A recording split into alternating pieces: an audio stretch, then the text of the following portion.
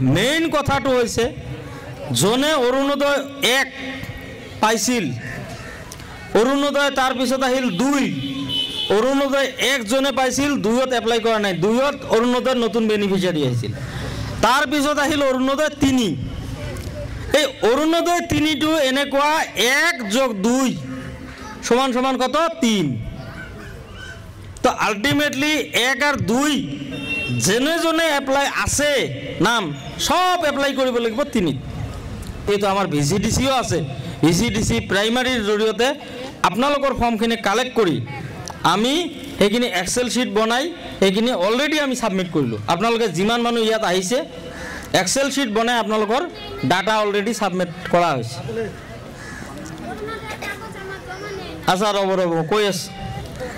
এতিয়া যিখিনি মানুহ আৰু বাদ পৰি গৈছে, যিখিনি মানুহ বাদ পৰি গৈছে, ইয়াতে বহুতৰে হয়তো একাউণ্টত 1 টকাকৈ সোমাইছে। যাৰ 1 টকাকৈ সোমাইছে একো চিন্তা কৰিব নালাগে। 1 টকা সোমাইছে একাউণ্টত অৰুণোদয়, সেইটো এই যে 85,000 মানুহ যে ডিজিটাইজ হৈ আছে, এই 85,000 ডিজিটাইজ হোৱা মানুহৰ ভিতৰত এই মানুহজন। আৰু 1 টকাও যদি সোমোৱা নাই, অৰুণোদয় 3ত যদি এপ্লাই কৰা নাই, এইবাৰ যে আমি যিখিনি 1000 ফৰ্ম এইটো কিহৰ পৰা 1000 অৰুণোদয়, এই ভিসিডিসিৰ পৰা 1000 অৰুণোদয় ফৰ্ম আমি লৈছোঁ।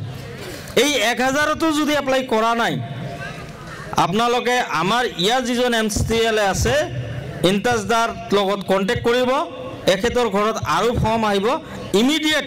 আমাৰ যিখিনি প্ৰাইমাৰী আছে, আমাৰ যিখিনি ভিসিডিসি আছে, এই ভিসিডিসিৰ মেম্বাৰ, প্ৰাইমাৰীৰ প্ৰেচিডেণ্ট, এখেতসকলে আপোনালোকৰ লিষ্ট কৰি সেইটো জমা দিব।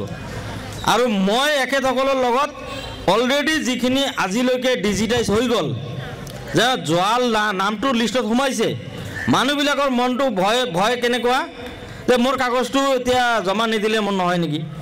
যদি আপোনালোকৰ লিষ্টত কাগজ সোমাইছে, আমি আপোনালোকক লৈ কি নকৰোঁ, আপোনালোকৰ হৈ যাব।